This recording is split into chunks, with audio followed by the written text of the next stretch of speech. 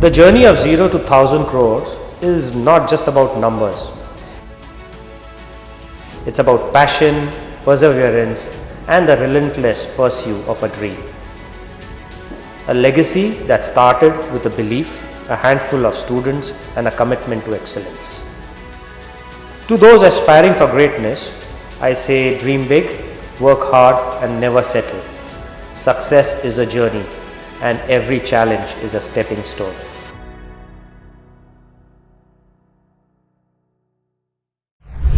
So my dad was working in a book company, and I went with my dad to his office, and I told his boss that there are so many books lying in your warehouse. ये धूल खा रही हैं यहाँ पे, आप मुझे दे दीजिए. Let me try and sell these books, and if I can sell these books, I'll probably be able to make some money, and मैं अपने पास जो रखना वो रख लूँगा, and rest of the money I'll give it to y'all.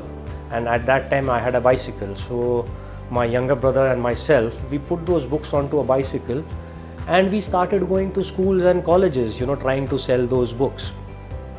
Then I realized कि जो company काम नहीं कर पा रही थी, इतने सालों से बुक्स धूल खा रही थी, कुछ महीनों में हम दोनों भाइयों ने वो सारी किताबें बेच दी. Not that because we were very intelligent, but सिर्फ एक चीज़ था कि हम मेहनत करना जानते थे.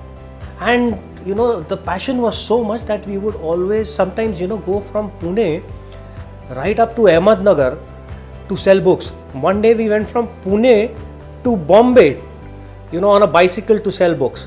I mean, that was the kind of passion, that was the kind of energy we had to earn money and make a living for ourselves and start a business. So that's how that career started. It started on a bicycle, and slowly we made some money.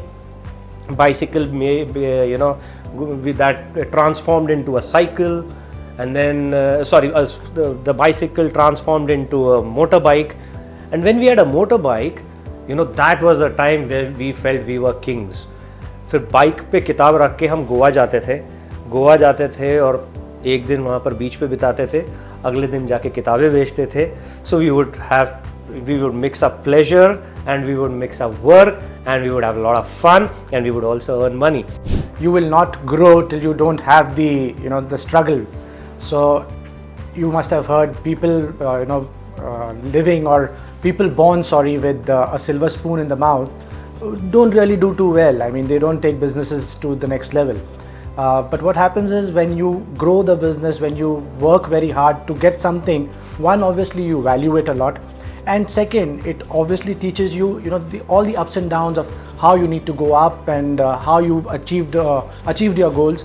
So it's never easy. So success is never easy. So Lexicon started in a pretty peculiar manner. When we started our business, which was selling books. So me and my younger brother would go to schools, selling books on a bicycle. And when we would go and visit schools and sit there for some time and wait for the principals to come and speak to us, and it would sometimes take hours. The principal would make us wait for 4 hours, 5 hours, or maybe 6-7 hours in the day. So what do? You sit there and you keep on observing whatever is happening around. And when this happened so many times, one day a thought came, okay, can we also make a school like this? But a thought is a thought after all. So we both brothers would discuss, and it just vanished, because where do you get the resources from, where do you get other things? And so it was just a thought, it came and it went. But after many years, after about 7, 8, 10 years, then that thought recurred again, and we said, oh, we had a thought of making a school, let's do it now. So the biggest challenge when we started a school was, we had taken loans, we had EMIs to be paid, we had salaries to be paid, we had got a principal from abroad. There were so many expenses, and there were no students, there was no income. So the biggest challenge is, how do you pay the salaries, how do you pay the EMIs if there is no income? So that was the biggest issue that we faced. But fortunately life had better things, and slowly the things picked up. And but yeah, I can still never forget that there was a time when we had to my father had to give away his provident fund and gratuity amount to us so that we could pay the EMIs. My mother sold her jewelry. Monisha, my wife, she sold her jewelry. Neeraj's wife, she sold her jewelry. So we all sold everything that we had. We had one car. After that we sold that car. So we sold almost everything that we had just to ensure that the school, does well. हमने कम से कम नहीं तो 2 साल बहुत ही मुश्किल में गुजारे हैं, बहुत ही मुश्किल में गुजारे हैं। हमको ये था कि अगर हम वही एक समय था कि जब हमने ये सोचा था कि अगर हम आज टूट गए तो फिर टूट जाएंगे। तो वो समय था जब हम पूरी फैमिली हम लोग टुगेदर थी, वह पूरी फैमिली ने उस समय को बर्दाश्त की। We were seeing everything in front of our eyes and we were ourselves experiencing that. In fact, this decision was it was a no-brainer. So we needed money and the best way was to just sell off the jewelry and get the money in. Yeah, there was emotional connect with the jewelry. But as my parents have always taught that what needs to be done, emotions are important. But at that point of time, what is required is more important than your emotions. So when it was the time for us to take that decision of giving away our jewelry, I think none of us even gave it a second thought, because it was for our work. And as a woman, if you ask me, yeah, it is said that the jewelry is everything for a woman, but I had full confidence in what Neeraj was saying and what Bhaiya was saying, and of course what Monisha was saying. So I didn't even think twice about it. It was absolutely not a problem. So the morale, in the family was very, very low, because आपके पास घर पे कुछ है ही नहीं. There is no money in your house. There is no jewelry in your house. There is no savings in your house. My dad's provident fund is not there. So the morale was so low, and we thought, that every day is a struggle. और ये school कब बिक जाएगा, you could not say. So it was a very, very difficult time. So everybody was, probably in their lowest during those times. So it was a very, very sad situation. But it was not really interesting that time. कभी किसी को मुकम्मल जहाँ नहीं मिलता, कभी ज़मीं तो कभी आसमान नहीं मिलता. So वो खोज शुरू है. आज भी मैं ये नहीं कहूँगा that we've got everything, but yeah, the struggle is still on. But yes, we learned the hard way and certainly passed this on to our team and team members. So diversification has been a very integral part, but I'll tell you why. We were pure educationists, but when our children became big, they wanted to try different things, and the kind of leadership qualities that we have at home, हम उनको ज्ञान नहीं देते, हम उनको सिर्फ तथास्तु कहते हैं. We give them आशीर्वाद कि आपने जो करना है आप कीजिए. We will only be there by your side. So hence the diversification took place. One child said that I want to probably start a company called as Sita.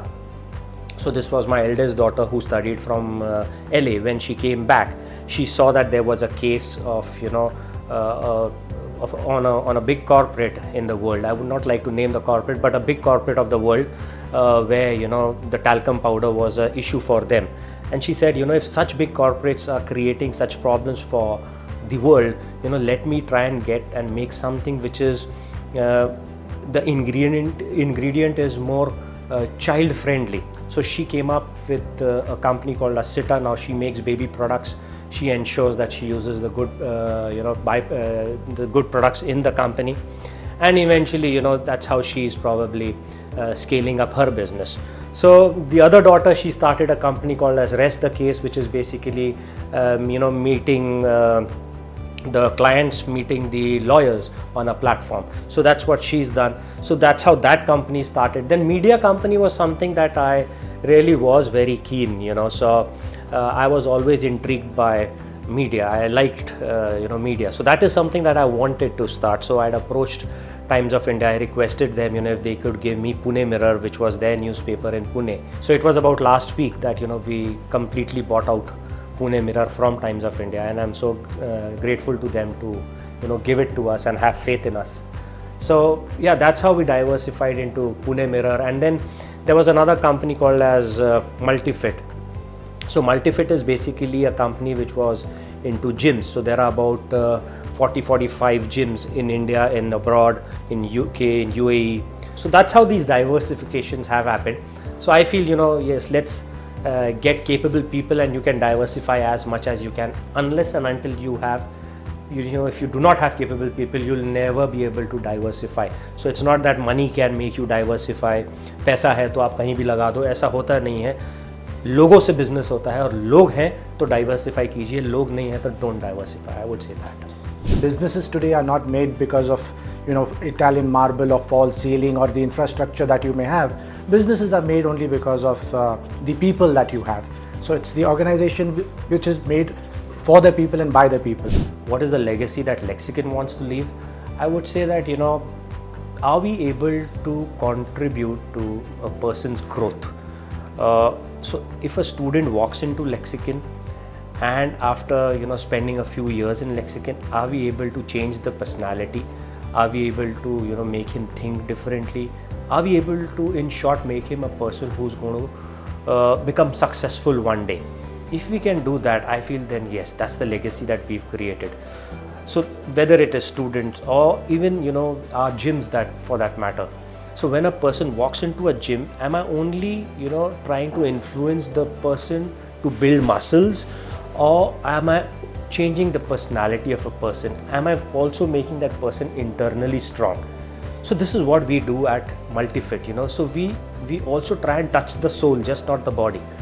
If we can do that, I think that's the kind of legacy brand that we would like to create, who would change people.